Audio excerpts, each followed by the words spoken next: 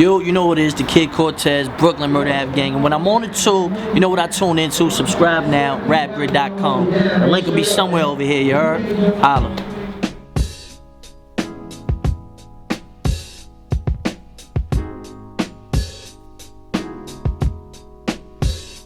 What's good, y'all? It's your boy Drect. I'm here once again for Rap Grid. Now, even though it's the end of January, we're heading into February strong, and it marks a new year for Rap Grid. We'll be going to 4 or 5 events this month. We got RBE, Queen of the Ring, King of the Dot, UW, a lot of exciting shit going on, which means a lot more videos, creative ones, regular interviews, ciphers, all kind of shit. So with that being said, I wanted to do something dope for the fans. If you've been subscribed to the channel for a while, maybe, you know, some nostalgia will kick in. Or if you're a new fan, you can go back and watch some of the shit that got Rap Grid started in the first place. This is Rap Grid's top 10 videos of all time, according to Drect.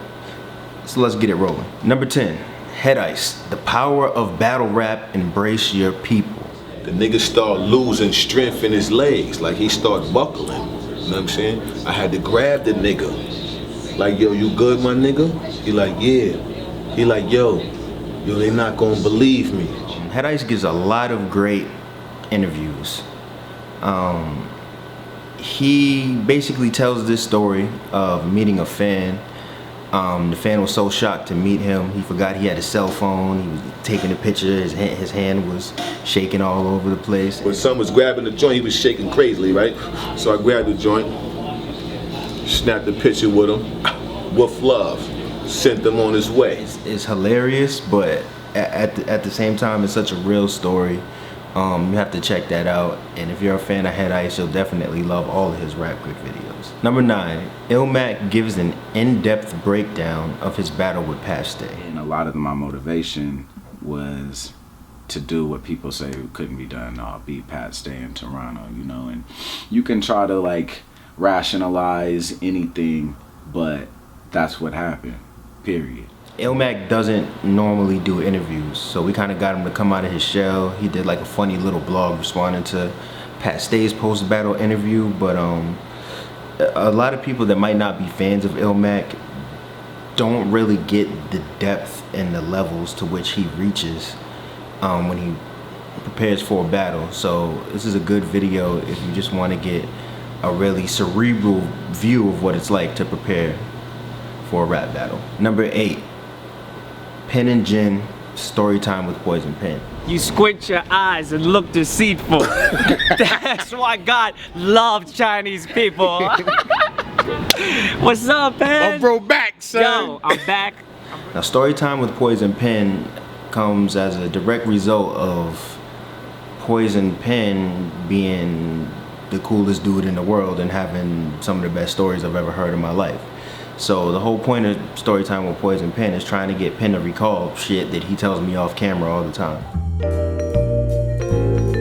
So he tells me the story about how he discovered Jin and took him to 106 and Park, and he was really putting him on when Jin came from Miami to New York and was like an integral part of, you know, Jin blowing up. Him and Jin had fallen out, and I could tell Pen was a little bit upset with Jin. So I made it my journalistic journey and battle rap mission to basically hunt down Jin and get him in a video with Pen. Jin actually took me and Pen out for lunch, and we shot some really cool videos, and Pen and Jin was a result. 7, Lady Luck versus Official recap. When you do it in slow motion, your face, the first 4 bars was No, priceless. I could tell you it wasn't. You could spit it. Like, no. Then when you was telling me I'm next to greatness and shit? Yeah, my nigga. I definitely wasn't My looking nigga. priceless. Well, you know what? My spirit inside was looking saw at you. me looking priceless, because I don't know what you was Lady Luck and Official probably won't go down as one of the most classic battles of all time, but the recap is amazing. For years I've wanted to be able to get 2 battle rappers in a room right after they battled each other and get them to break down the lines and react to their opponent's performances, but you know, everybody's always running around hectic after battle, so it's very hard to do. We got Lady Luck and Official, me and my man Hollywood, we got Lady Luck and Official to sit down in our hotel room and just talk. Let the footage drop and let the fans say what they're gonna say. I'm not going back and forth with a bitch I killed tonight. You're gorgeous. Good night. We got conceded to host it, and the whole thing is just amazing. Lady Luck's personality is through the roof. The arguments are so controversial yet healthy. I felt like we made progress in that video. 6. Disaster versus Thesaurus behind the battles. I was in Lebanon when Lush called me, and I was writing bars about Lush and killing his whole family. Like, I was just writing shit like, you little fucking fuck. Like, it was just the most hateful shit, and I was in Lebanon writing it, right? And then somehow Lush gets a hold of me, and he's like, hey, I need to call you about some, I want you to come battle. That battle meant so much to, you know, the grind time movement and battle rap in general. It's always been one of my favorite battles. And it's before that battle happened, I had never seen that many YouTube comments under a rap battle either. So I sat down with Disaster and Thesaurus and got them to retell the story of battling each other. And what makes this video interesting is, you know, Disaster tells how he was in Lebanon and Lush called him, but he wanted to fight Lush and he wanted to destroy Lush. But when he said Thesaurus' name, he started preparing, and how it was before then, people didn't write, or at least West Coast battlers didn't write for battles. That girl on the roof that you guys thought we kidnapped, she's okay. 5.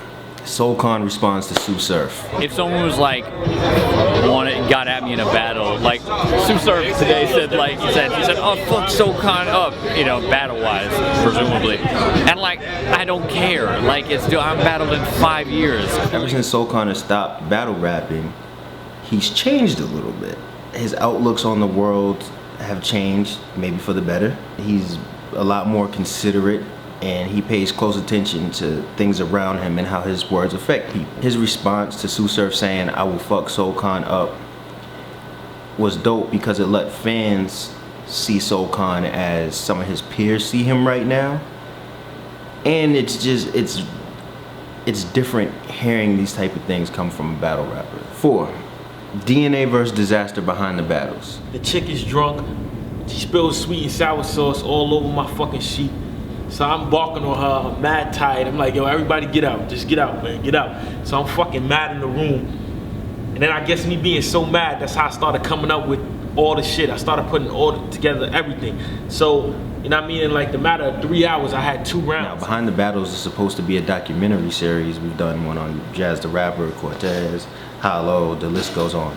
But them shits take way too long to edit, and we can't do them anymore until we get the full Rap Grid team, or we won't be able to come out with any videos for like a month. I've had the DNA Behind the Battles footage for like 2 years, but I didn't have time to edit it. So I chopped it up and I started releasing it in segments on YouTube because I realized he's a great storyteller, and some of these battles, some of the behind the scenes information on these battles which fans don't usually know is amazing. So when he tells the story of Disaster, how he missed the plane 3 times and how he thought it was going to be the end of his career, he didn't have any material, then a girl spilled sweet and sour sauce on his sheet in the hotel, and it motivated him to write for Disaster, and even thinking that Drake was Disaster's friend and thinking it was a setup. Organic is like, yo, Drake said that he wants to battle Judge and it's 3,000. But I already saw Drake conversing with Disaster, so I'm like hell no, I'm not doing this. Like, this is Disaster's friend. It's an amazing story, but it's something that a lot of battle rappers go through similar things with missing flights and stuff like that, but he tells the story amazing and the video is great. Number 3, Iron Solomon is back. The psychology behind his rise to fame in battle with Murder Mook. That's like literally like the nightmare where you like go to school naked, you know what I mean? Like a battle rap nightmare is like, I'm the headliner at Summer Madness and they boo me every round. Or like I forget my shit first round and can't remember any of my other rounds. Like that's just like the ultimate nightmare, you know what I mean? Iron Solomon versus Murder Mook was supposed to be the greatest battle of all time. Whoever won this battle probably would have ascended to the heavens as the greatest battler of all time. That was just the vibe and feeling at that time in battle rap. The result was Iron Solomon probably gave the worst performance of his career, and people gave Mook a lot of slack for his performance. It's a battle that people probably don't even talk about right now. Going through something like that can be a little bit hard, and Iron Solomon had disappeared from the battle scene ever since that Murder Mook battle was over, and he stopped making music. Solomon being a personal friend of mine, I wanted to sit down with him and dig into his psyche and see like what the hell was going on with you. Why was the battle like that, and why did you disappear after? For me, it was like, yo, everybody's getting so lyrical now, but imagine you had that and it was rhythmic with a flow, like that shit would be crazy. And so for me, it wasn't about like, it was only about trying to elevate him and push. And maybe that, you know, obviously that was a misstep that people didn't really want that, you know what I mean? Or it came off corny, or I don't have the swag for it in that moment, or whatever it is. I wish we could have did it a little bit sooner, but the interview is great. One of my favorites. Number 2, the thing that jump-started Rap Grid. The hollow the Don behind the battles. I knew I wasn't gonna lose, not even on no cocky shit. She just didn't have the skill level at that point. Like I was on it, you know what I mean? Like, and at the end of the day, yeah, she got so tight, she started crying. You know what I'm saying? She had a little son there. I guess I felt bad, but I didn't. You know what I'm saying? Like, take you and the little nigga home, y'all lost. It was one of the first things I ever edited. Right now, it would probably look a little different, but I love the way it was put together. It showed Hollow's journey all the way from 106 and Park all the way to where he's at now, and it's just a great watch. Number 1, this is the consensus #1 Rap Grid video ever. We put out a tweet. We asked people what you guys think the best Rap Grid video of all time is.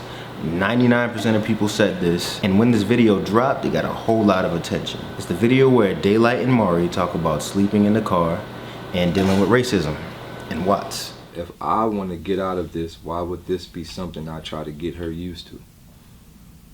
You know, so, you know, after a few days in, you know, we was like, you know, fuck it, we'll stay in the car. You know what I mean? You know, we'll keep pushing, keep grinding until I get what I'm going to get, or till we get where we going to get, and then we'll get the fuck out of there. We stayed in the car for a while too. Yeah. We lived in with a big old pit bull bulldog in the back seat in a hatchback. A lot of times when you see Daylight, especially on Rap Grid, he's either trolling, he's being funny, or he's saying something extremely controversial. People don't take him serious most of the time. When me and Og did this video, it gave fans insight on not only how loyal Maury was to Daylight, but the journey they've went through. And you could see a little bit of Daylight's emotion when telling his story. They talked about they had to sleep in a car with a pit bull. Daylight had roaches and all type of other stuff in his house growing up, and they were sleeping on the couch. They drove a hatchback. This girl was from Orange County, and she came to the hood, and it was just an eye-opening experience for her. I watched it about 7 times, and it's something that I'm definitely proud of from a journalistic standpoint. You can't think outside the box when you in the box and there's a jack in the box on every corner. You just can't. Like, this is just impossible. Like. So that's my Rap Grid top 10 videos. Comment below and tell us what your favorite Rap Grid video is, and also click the lowercase I on the upper right hand corner of the screen if you want to see the playlist with the top 10 videos in it. You don't got bars like that. You sleeping. You forgot I killed Marv like that, so try not to fall asleep. Prince of New York, I'm a Casanova. I had visions of Biggie smoking on marijuana. He said, vanity got your shoulders acting bolder, so since you want to be the prince, I'll put the apple on you.